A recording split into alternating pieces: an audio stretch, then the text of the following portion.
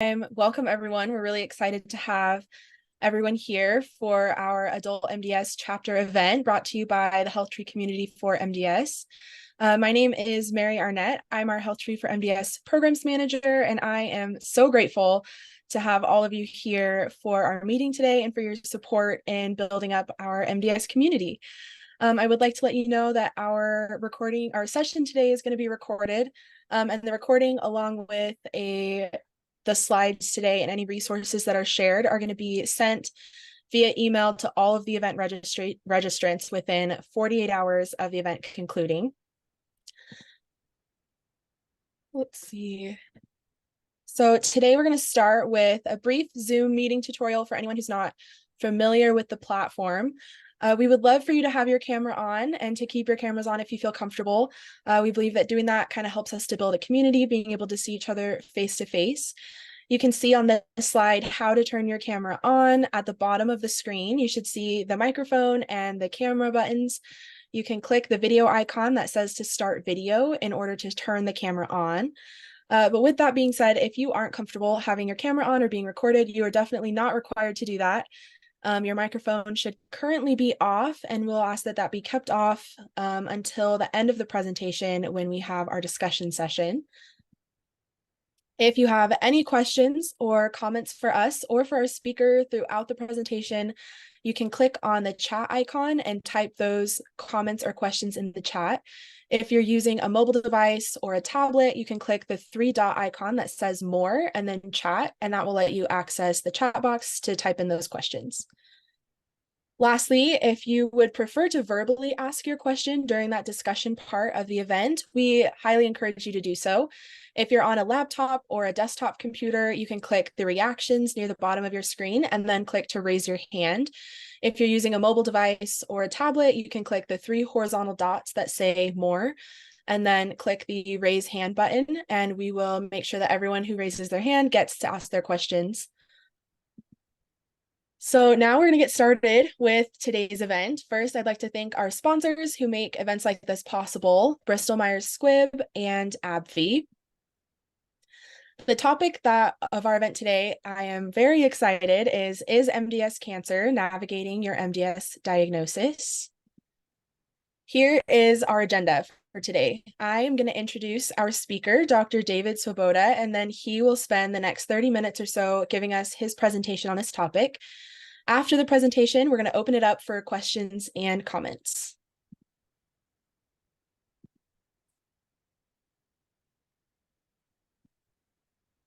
So I want to take a second to introduce our speaker, Dr. David Swoboda.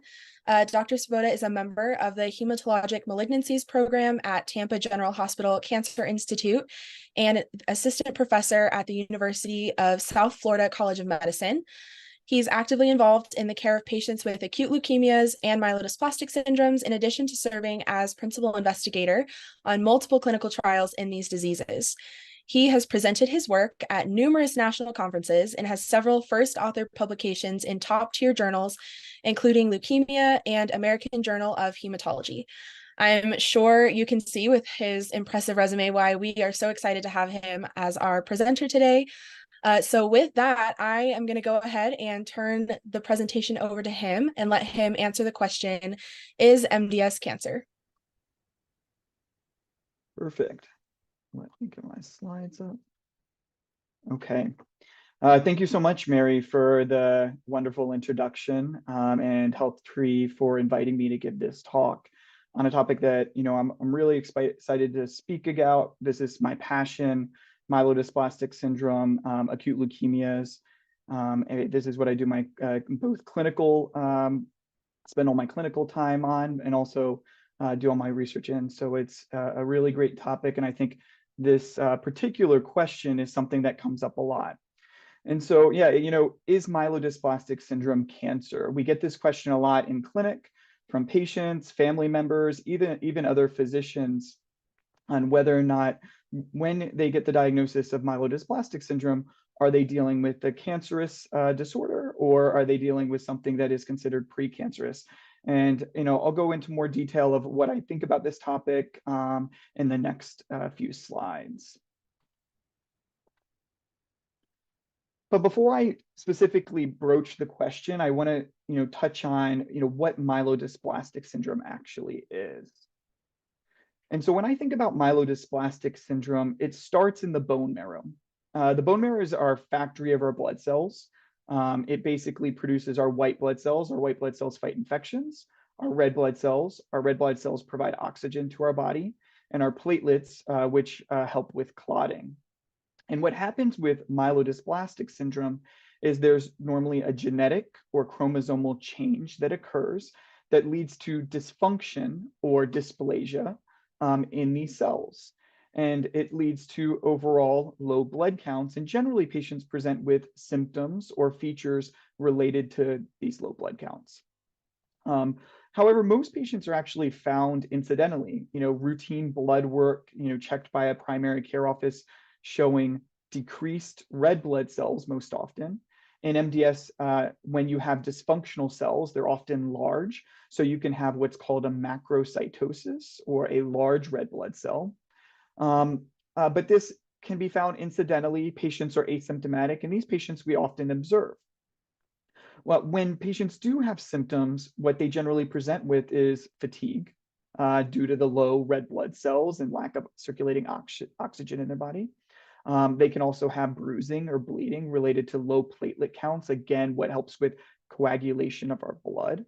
Or they can have infections related to low white blood cell count. And particularly, we are most concerned about neutrophils, which are our main type of white blood cell that fight bacterial infections, but also are very important in fungal infections and viral infections. And so we don't really know exactly we don't have a very specific direct cause of MDS, but we do know a lot of things that lead to MDS. And so we see about 30 to 40,000 new cases of MDS diagnosed each year in the United States, but this number is actually low compared to the amount of MDS that is probably present. And that's due to the fact that a lot of patients have, low blood counts, otherwise asymptomatic, and might not get a bone marrow biopsy to make the diagnosis. But the average age is around 70 to 75. And the most important factor that we know of that leads to this syndrome is DNA damage. And that DNA damage in most cases is from aging. So basically over time you have dividing cells in the bone marrow. And as someone ages, they have less of an ability to regulate the damage that occurs in their cells.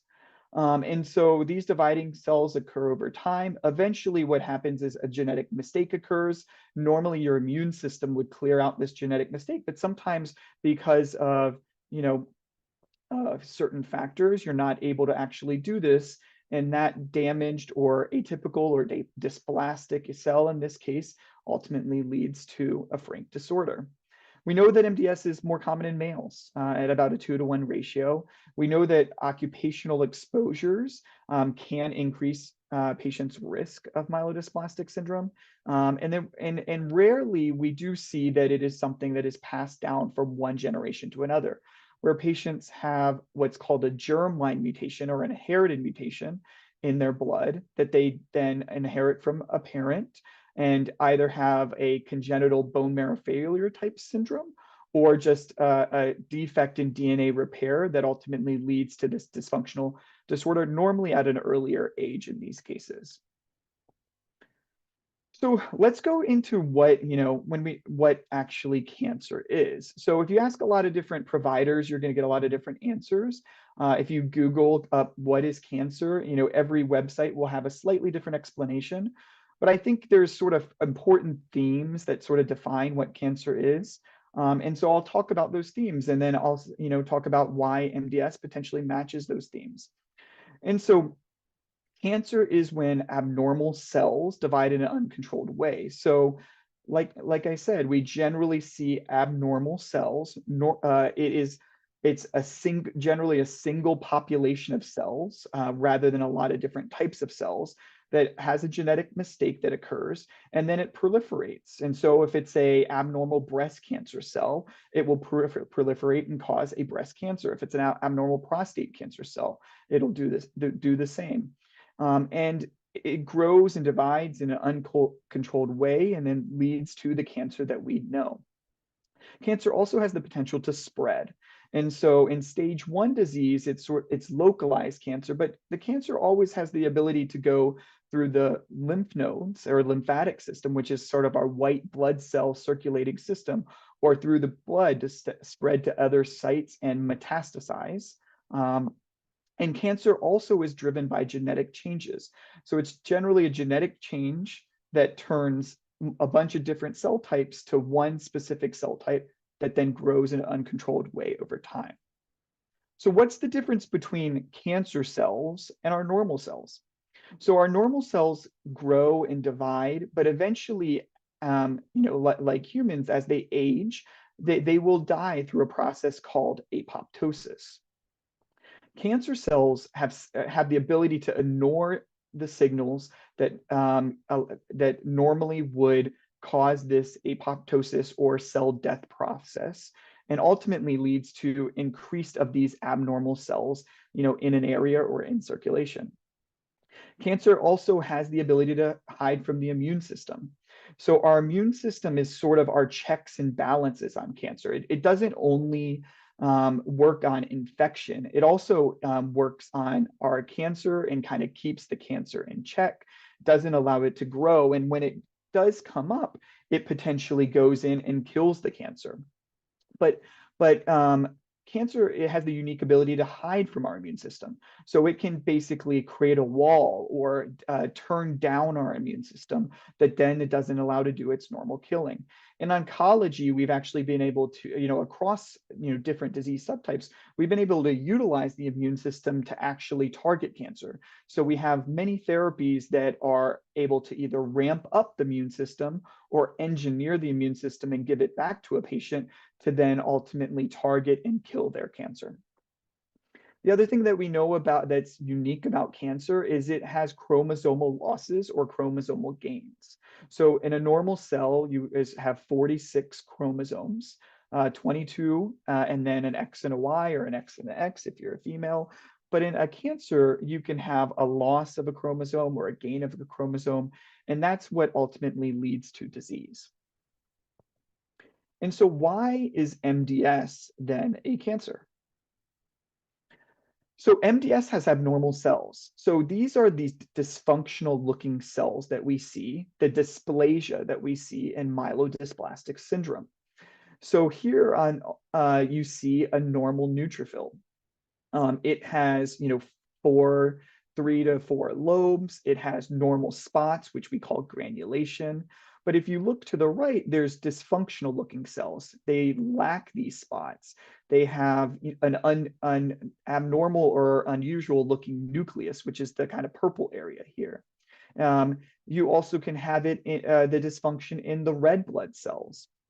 And so you have a normal immature red blood cell here on the left again, and then you have abnormal cells. So they can have multiple nuclei. They can be very large again, leading to the macrocytic anemia that I discussed. And then you can also have dysfunction of the platelet factories, causing platelets to be low. And so you can see multiple nuclei, large cells with single nuclei. And basically what happens is you get these dysfunctional cells. They don't work well. They get destroyed easily in the peripheral blood, and you just don't have a lot of normal cells circulating around, so leads to the low blood counts. So we have abnormal cells that are then dividing in an uncontrolled way. So in a bone marrow, we have a certain amount of cells that we expect. And so what we generally say is that you take your age and you subtract it from 100. So let's say you're 70. You would subtract 70 from 100, and we expect your bone marrow to be about 30% cellularity. So this is a bone marrow, the pink and purple being sort of the cells, the white being the fat. And this is sort of a normal distribution of fat to cell ratio compared to the MDS bone marrow on the right, which shows an extremely hypocellular packed marrow that has an uncontrolled amount of dysplastic cells. We rarely do see some patients that have low numbers of cells, but they are very dysfunctional cells nonetheless. cancer has the ability to spread, and so does MDS. And so MDS is not only localized in the bone marrow, it actually spreads through the blood. And so, when you look under the microscope, you can see these dysfunctional cells in the blood. So this is a dysplastic neutrophil. It lacks those spots again. These are other dysplastic looking neutrophils here. And this is actually a leukemia cell. So, we again think about MDS a lot of times as this a less aggressive type disorder. But in the reality, it comes from a very low risk disease to a very high risk disease, very similar to an acute leukemia. And so patients with myelodysplastic syndrome can have leukemia cells, which are basically immature white blood cells that are stuck in the most immature state. So you really go from a stem cell to a very immature white blood cell, and then you mature to a normal neutrophil or monocyte or other sort of infection fighting cells. But the more leukemia cells or blasts that you have in a myelodysplastic syndrome predicts overall, in most cases, a worse prognosis. And so this is a circulating leukemia cell that could be found in what we would likely think of a higher risk myelodysplastic syndrome patient. So what about the genetics of MDS? So like all cancers, and particularly MDS, where we're learning a lot about genetics, it is related to genetic changes, most of which that occur over time. And so when you look at this figure, that it shows some of the more common mutations. So the most common being the largest circle, the less common mutations that we see being the smaller circles. And so mutations like SF3B1, TET2, ASXL1, TP53 are sort of our more common mutations that we see that drive this disorder. And mutations are extremely important in MDS, and as well as a lot of other cancers, because they predict diagnosis. So, for example, SF3B1 mutant MDS has a very specific way that those patients present in most cases. And we have a diagnostic category that they fall under. It predicts prognosis, where patients with SF3B1 mutations have a good prognosis, whereas other patients with some of these other mutations tend to have a worse prognosis. And it ultimately also affects treatment. So certain treatments patients do better with certain mutations, and certain treatments they do worse. And so, genetic changes are also very important in this disorder. And chromosomal changes are equally as important. MDS is probably one of the best defined disorders where we know the most about chromosomal changes. And so again, what you're seeing here in this figure, 22, what should be 22 normal chromosomes, each with 2, and then an X and an X here. And so, this is the 5th chromosome. And so what we're seeing here is a loss of part of the 5th chromosome. This leads to what's called del5q, which is a specific subset of myelodysplastic syndrome. Here we see a gain in a chromosome in the 22 region. And this is what's called karyotyping. So this is what physicians look at to look at the chromosomal of the makeup of the disease, one of the things that we look at. But again, important in diagnosis, we have patients that have 5q, which is its own separate syndrome. Important with prognosis, depending on if you have, let's say, an 11q, you can have a very good prognosis. If you have complex, like this patient, where you have a lot of chromosomal change, it's a very poor prognosis. And then also treatment. 5q patients tend to respond really well to a pill-based therapy that we use, that I'll talk a little bit about later. So that's really discussing sort of, some of the molecular and genetic changes that occur in myelodysplastic syndrome. So I wanted to touch on, what does the workup for this cancer look like? So what if you go into an office, what is your expectation for what is going to be done? And so generally you would present with low blood counts. You would be referred from a primary care doctor or an oncologist to a doctor like me. And we would notice that the blood counts are low. We would go through a pretty detailed history because we want to know, is there other medications? Is there, exposures? Is there viral infections that could decrease the blood counts? We would do a host of labs. We're going to want to rule out things that potentially could cause low blood counts. We want to get the CBC, which is your complete blood count. That has the white blood cell, the red blood cell, and platelet count. The lower the blood counts are, the more tendency to be higher risk disease, although not always the case. We want to rule out some other things like B12 folate deficiency that can cause similar presentation. And then importantly, if there is suspicion and concern, we do what's called a bone marrow biopsy. And so that is a procedure where, you basically, get local or, sedation. And ultimately, they take a small amount of the actual bone marrow itself out, as well as some of the fluid out of that space. And we look at under the microscope, similar to what some of the slides that I showed you previously, and we can see the dysfunctional cells. We can see the increased amount of cells. We can potentially see leukemia cells in that area. And we do molecular testing, and molecular testing can be done in the peripheral blood, but is most sensitive on the bone marrow itself. And it allows us to get that genetic information that we need to make all the decisions about the next steps. And so how do we determine prognosis for this cancer? And so we have a scoring system. So when we think about myelodysplastic syndrome, it's not a stage 1, 2, 3, 4 type scenario, because it's really circulating in your blood. It's in your bone marrow. It's more of a risk type equation. And so I talked about some of the things that were included in the risk, but I'll kind of go over it again. So chromosomal changes can be anywhere from very good to very poor risk. You can have bone marrow blast proportion. This is the leukemia cells that can go from low to very high. If you're above 20%, that would be consistent with an acute myeloid leukemia here. But MDS patients can be above 5% and less than 20% and still be considered MDS with excess blasts. You have the lower the hemoglobin gets factored in, the lower the platelet count gets factored in, the lower the neutrophil count, the bacterial fighting cells get factored in, and we basically come up with the score. And based on that score, we have a general sense of what the survival is to look like in a MDS patient. And this is called the International Prognostic Scoring System. This is the revised or somewhat newer version of that. And so we use this as a tool in clinic in context with obviously a lot of other things to help talk to our patients about prognosis. But can we take this one step further?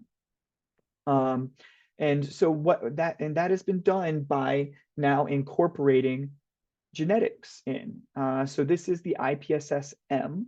So the M for molecular.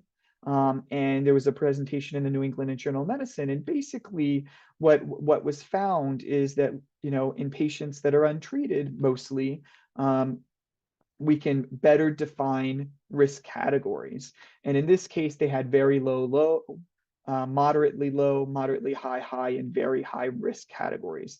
And we know that a very high risk patient has about a twofold increased risk compared to an average MDS patient. A very low has a twofold, decreased risk compared to an average MDS patient. And so what about treatment for MDS? I'm not going to go into, extreme detail here. We could have a whole talk or multiple talks about treatment for MDS, but just highlighting some of the really big points of treatment for this cancer and sort of what it looks like. And so it's really dependent on the risk of a patient as well as their goals of treatment. And so oftentimes, especially in lower risk patients, we are focused on quality of life. We are focused on symptom improvement. We try to have blood count improvement, but I think it's really symptom improvement, quality of life is the most important things, as much as we worry about delaying progression or even survival for that matter in this particular case. So if a patient comes in and they have, blood counts that we are not too low, are otherwise asymptomatic, we're going to recommend observation for these patients. We likely will watch their blood counts a little bit close for the first couple months to kind of get an understanding of the pace of disease. And then we'll often space out the labs to every 3 months, sometimes every 6 months, especially if patients have a lot of factors molecularly, cytogenetic, that seem to be consistent with a very low risk disease. Another treatment modality for MDS is transfusions. So sometimes patients need red blood cell transfusions, sometimes they need platelets transfusions to really support their blood counts and keep them, feeling okay. The next class of drugs is red blood cell stimulating agents or maturing agents. And so there's really two types of drugs in this class. It's the erythropoietin stimulating agents, or ESAs. This is erythropoietin alpha, which is Procrit or Retacrit generally, or darbepoetin, which is Aranesp. These are subcutaneous injection. The goal of these drugs is basically like, if you think about it, it's exogenous hormone, so it's like testosterone, but you're giving someone instead, erythropoietin, which is normally produced by their kidney to help stimulate the red blood cells. And so we give it under the skin in a subcutaneous fashion, either weekly, every other week, or every 3 weeks, depending on which formulation that we're using. And we monitor patients' blood counts closely with that. We also have a drug named luspatercept, or Reblozyl, and that is another red blood cell maturing agent. It just had a really great presentation at the American Society of Clinical Oncology conference, where it showed that it might be better than ESAs in the frontline setting. Right now, it's approved in the second line setting, but it's another way that we can specifically work to mature red blood cells and ultimately improve red blood cell count that leads to symptom improvement and hopefully for a patient's quality of life improvement. Other agents that we use are lenalidomide or Revlimid. This is a pill-based agent that we can use in that 5q syndrome. That was really where it was FDA approved, but we also use this in patients without the del5q chromosomal change. We have a drug called ATG, which also is another drug that affects the immune system. We tend to use this in hypoplastic or low cellularity MDS. And then these agents down here, we start to think about when we're getting to either refractory low risk MDS or higher risk MDS. And these are our hypomethylating agents. So this is basically a low dose type of chemotherapy that we give. It is either azacitidine or Vidaza. This can be given IV or sub-Q. There's decitabine that is also an IV formulation. And now in higher risk disease, we even have an oral formulation.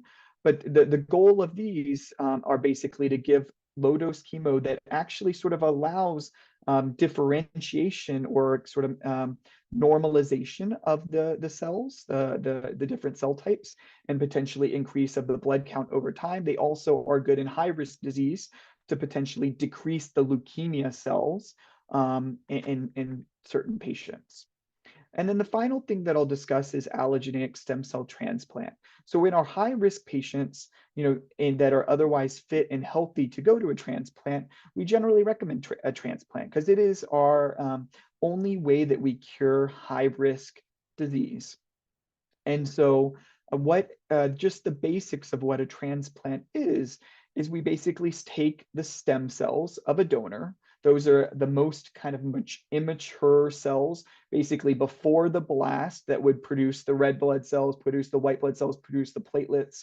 And we take those stem cells out of a donor. That can be a family member or an unrelated donor. We ultimately use chemo to clear the patient's own cells out of their system. And then we give these donor stem cells basically through what's like a blood transfusion to the patient.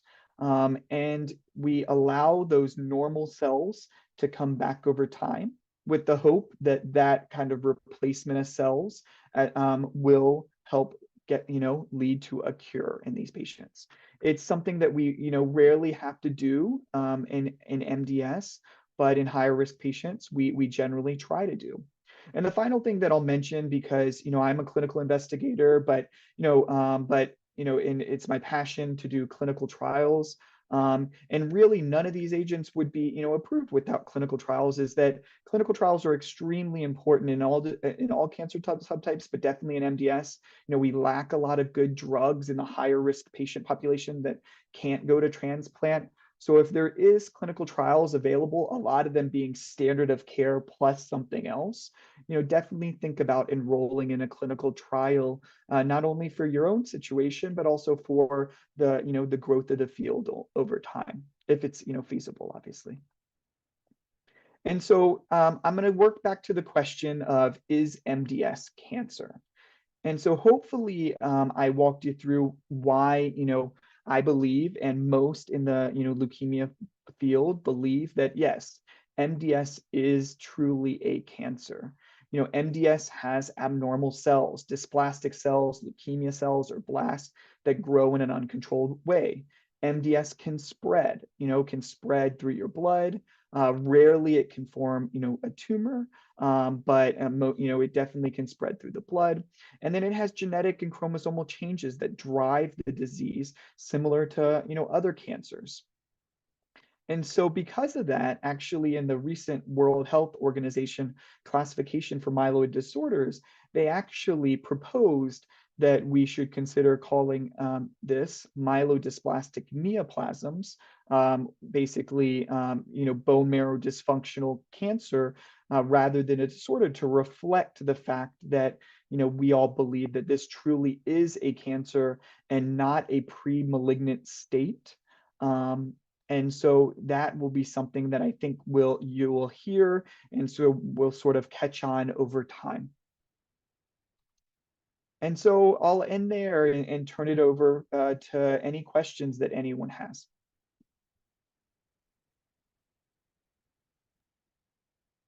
As a reminder, if you have any questions, we can put those in the chat and we can ask them. Or if you want to ask it verbally, you can raise your hand and then we will call on you and you can unmute yourself and you can ask the questions that way. So it looks like we have one question from Katie that says, can you talk some more about clinical trials you're currently working on that seem the most promising? Yeah, so I'll talk a little bit about clinical trials in general, and then clinical trials that I'm specifically working on. So in general, I think like I said, it was two of the main trials that the MDS community is most excited about was presented at, one of our major meetings a few months ago. And one of them is the luspatercept versus ESA clinical trial, basically showing that luspatercept has a transfusion independence rate at 8 weeks that's double of what we're basically able to see in patients that are receiving ESAs. So everyone is really excited about luspatercept coming into the frontline setting. I think that likely will lead to an FDA approval. The other trial that was presented was another phase 3 clinical trial, and we don't get a lot of phase 3 clinical trials in MDS, so we were really excited about it. But this is imetelstat. It's a telomere inhibitor, and basically what that trial showed was in second or third line setting, in patients that are heavily transfusion dependent compared to placebo, there was also a significant improvement in transfusion independence rate and potentially some disease modification. Both of these trials were in lower risk disease, but were extremely exciting for the MDS community. More challenging has been trials in higher risk disease MDS. We've had a lot of what look like very exciting agents in the phase 1, phase 2 clinical trial setting that have then gone to phase 3, and for whatever reason not had as much efficacy in a randomized fashion. So things that I'm currently doing and others are doing, some of the would be thinking about treating some of these higher risk patients more similar to what we do in AML actually. And so we have a drug called venetoclax that we utilize in acute myeloid leukemia for elderly or unfit patients. And so there's a lot of good data now being generated for venetoclax, a BCL2 inhibitor, in myelodysplastic syndrome. And you do generally require lower doses, but ultimately seeing high response rates, ability to get patients to transplants. And because of this, there's second and third generation BCL2 inhibitors similar to venetoclax, and one of which we're participating in a clinical trial for, that are sort of coming in the pipeline. The other thing is that, the immune system. And so again, we talked a little bit about it, but we use the immune system in all cancers and try to ramp it up to help kill cancer. But the challenge is that in myeloid disorders, most of our ability to utilize the immune system for one reason or another hasn't really worked as well as, let's say melanoma or lung cancer or some of the other solid tumor or even lymphomas for that matter. But we do have sort of new ways that we're thinking about utilizing the immune system. Generally, most traditional ways were through T cells, which is a viral fighting cell. But now we're thinking about, macrophage-based therapies, NK, which is another type immune cell-based therapies, and TGH, among others, is working on bringing on a lot of these new type of immune-based therapies in, our leukemia program, but also, in other, malignant heme programs as well. It looked like Jimena had a question. Yeah, thank you. Okay, so why do you think there is this misconception that MDS, it's not cancer? Like, is it from the general population or also from other physicians? Yeah, I think because there's such a broad spectrum of MDS, sometimes people will get diagnosed, with a very low risk MDS, and it will not affect their life expectancy at all. And so people tend to kind of think about that and bundle it in with a non-cancerous process. And so I think, and that's a good thing. We have a lot of patients that have MDS that live a very long time or are minimally affected by the disease. So I think that might be also blood cancers in general tend to be kind of confusing for most patients and even physicians to understand, because it's not something that we see. It's very easy to understand a breast cancer. It's very easy to understand a prostate cancer because it's something that you see. It's an organ you sort of have the ability to understand. When we talk about the blood, it's a little bit harder when we talk about all these different very unique types of blood cells and dysfunction of the blood cells. It kind of gets a little bit more challenging to perceive and really understand. And I think that's another reason that sometimes it sort of gets lumped in with non-cancerous conditions.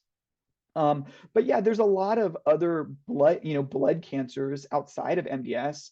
Like you can have what's called chronic lymphocytic leukemia, right? It has leukemia in the name, but it's another syndrome where, a lot of those patients go untreated for an extremely long time, might not need treatment at all. It fits very similar to, the kind of how we think about, MDS. But really no one thinks that is not a cancerous condition. So I think it's a little bit of just the naming of it, and a little bit of just perception of it, and just kind of the complexity of thinking about it, is what's led to that. Thank you. While we wait for some other questions to come in from the chat, I wondered if you might be able to comment a little bit on the magrolimab trial halt. I know that was something everyone was really looking forward to in the MDS community. If you have any insights on that at all, any thoughts? Yeah, magrolimab, what Mary's mentioning is one of the macrophage inhibitors that most physicians in the MDS community were very excited about. It had shown sort of good outcomes in high risk MDS, in TP53 wild type, so patients that lacked a TP53 mutation, as well as TP53 mutant disease, which tends to be a very high risk subset, very resistant. And we saw sort of high response rates, potentially durable responses. But this is the challenge, is that sometimes when we do phase 1 and phase 2 trials, we select the ideal population for the clinical trial, and then we sort of expand it into the real world, and you start bringing on more patients. And sometimes that it becomes a little bit more challenging, or just the complexity of the patients makes the ability for that drug or to work better. I would say with magrolimab and really all drugs, there generally is a population that still will benefit, right? It's just whether or not we selected a population in that clinical trial to be the one that's most likely to benefit from this drug. And so I don't think we can say, right, I know the HOLT is going to deter a lot of people in MDS for macrophage-based drugs, but there's still ongoing trials in AML, although they're on pause as well right now as data reviews. There's still other ways that we're targeting the immune system, and there's plenty of case scenarios for us having one drug class where we had several trials that failed in that space, and then we found the right target, or we found something that's slightly different.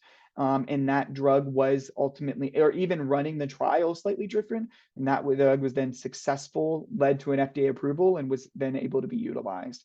But yeah, it's been challenging to, we haven't had a positive phase 3 clinical trial in MDS in a very long time, in high risk MDS in a very long time.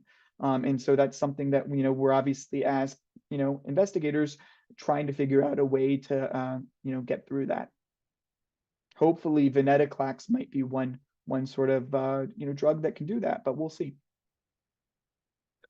Thank you. We have a question. Michelle asks, what are my chances of getting MDS if my father has it? It's a good question. So, like I said, the majority of patients that have MDS, it is accumulation over time, right? It is, a genetic mistakes that occur through aging alone.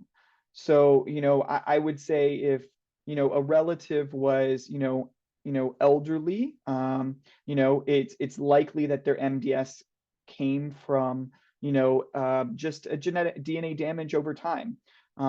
Is if that relative is, a young, individual, then we start thinking and questioning that, could this potentially be, genetic related, especially if that individual has not only just myelodysplastic syndrome, but either, other physical features that are concerning for a bone marrow failure type 2 syndrome, or they have other cancers. So we start to think about it when people have multiple cancers that we might need to do genetic screening. We do know that there is some mutations, MDS-based mutations, that present with MDS later in life. Should all patients that have a relative with MDS get genetic screening? The answer is probably no in most cases. But I think it's very situational. I don't think it hurts to talk to a genetic counselor. We have genetic counselors at TGH that can sort of go through the family tree, cancer risk, and really have a good discussion about not only like should we test, but what are the implications if we do test, and figure out if it makes sense in each particular case. But again, the majority of MDS and acute leukemias are not inherited. They are acquired through DNA damage over time. Thank you. I just had one more question. Can you talk a little bit about the benefits of, or I guess the importance of seeing a specialist or having a specialist on your care team if you're being seen in a community clinic? Yeah, so I would say, the challenge with cancer and MDS in general is that, it's becoming more complex, particularly the complexities related to the decisions that we make based on the molecular makeup of someone's individual MDS. So, generally, I recommend, that all patients at least have, one visit with a doctor that takes care of, MDS or leukemias, so we can ensure that the appropriate testing was done, that they have, an NGS that was performed, so that we have all the information we need to make the appropriate, prognostic decisions and discussions.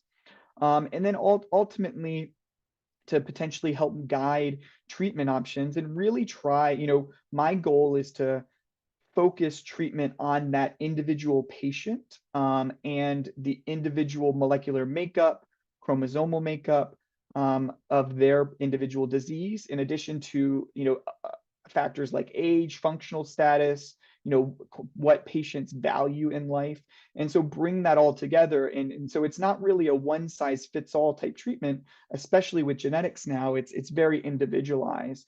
And so, I would recommend that most patients at least have one visit. I don't necessarily need to, follow all the time. At an academic center, there's a lot of very, very good community providers that are very comfortable taking care of MDS. And the majority of my patients, get their therapy in the community, see community doctors a lot more than they see me. But I'm generally there to help, explain the disease, help explain the mutations, and then make sort of like the little nitty gritty, challenging decisions that can arise in an MDS case over time when it's needed.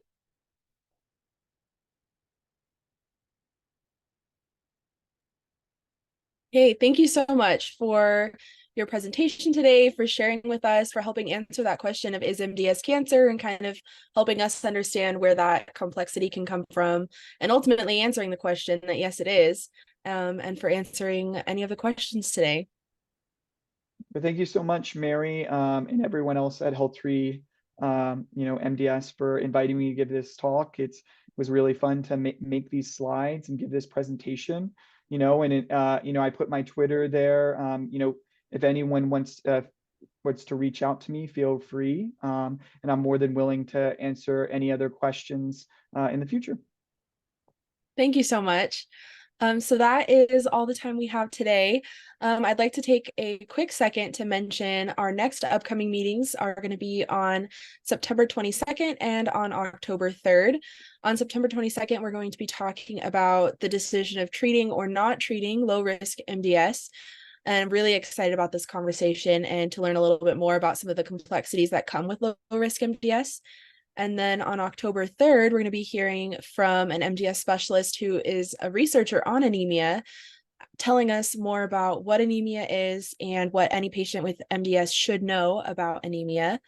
If you have any questions about any of these events, you can find them on our MDS website at www.healthtree.org/MDS-community-events. It's a little bit of a mouthful there. Or you can visit our MDS site, which is just healthtree.org/MDS. There's an events drop down. You can click into that, and then all of our MDS events will be there. The event recording, as well as the slides that Dr. Swoboda shared with us, are going to be sent out to anyone who registered for this event within the next 48 hours. And then they will also be posted on our website so they can be viewed there for any family members or friends that you think would benefit from hearing this information. Again, we want to take a quick moment to thank our HealthTree for MDS community sponsors, without whom this event would not have been possible. So that is Bristol Myers Squibb and AbbVie. And finally, just wanted to say thank you to everyone who attended this event today, for helping us to build this MDS community. I hope each of you have a great rest of your day. Please don't hesitate to reach out to me if you have any questions about any of our upcoming events or any of our other HealthTree programs. Thank you so much. We're so glad to have you here and hope to see you on September 22nd.